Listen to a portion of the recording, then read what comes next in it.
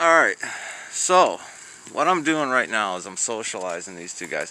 Maggie is a 7-year-old Morkie, Maltese and Yorkshire Terrier, who is can be aggressive towards other dogs, but it's not out of being mean. It's out of being not sure of herself. It's not the kind of aggression where she wants to attack another dog. It's anxiety, and that's where it's coming from, because I don't know what to do. I don't know what to do. I don't know what to do because I've never been around dogs. So Milo, being the puppy is, and we'll see what happens here. This is good.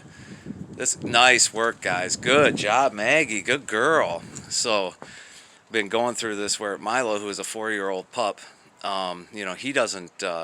He's been around dogs and he has no anxiety about other dogs. But even when he would go to just sniff her, she would, blow off and start biting and growling and snapping. And especially when she's around her owner, she feels a need to protect.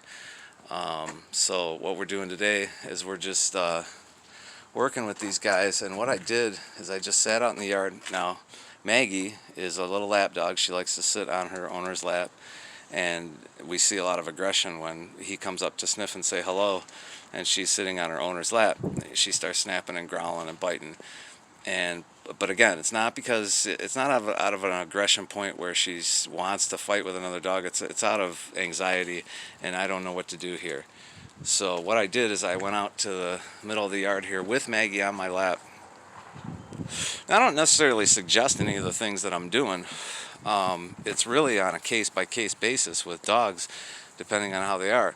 But knowing Maggie's, she's comfortable in the lap of someone, what I did is I brought her out here in the yard and put her on my lap, and had him. He was just laying down, being busy chewing on a stick, and I got both dogs in a very calm, submissive state, and then set Maggie back down.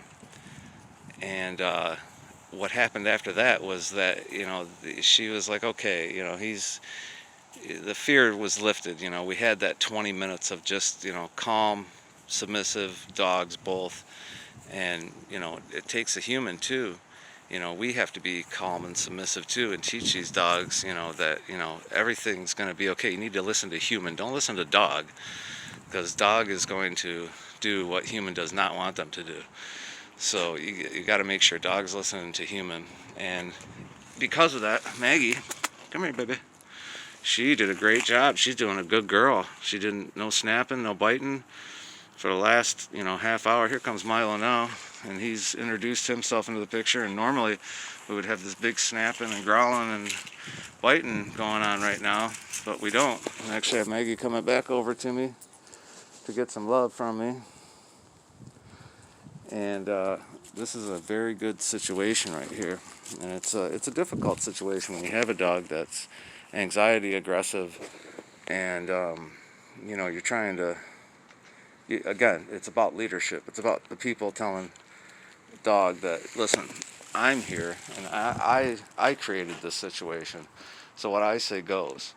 So there's not going to be any snapping and growling and biting, because there's a time and a place for snapping and growling and biting. But it is not this time and place. So that's where we're at with this little video. Just kind of documenting this stuff, and if you guys enjoy it, great. If you don't, that's great too. I'm enjoying it. Peace.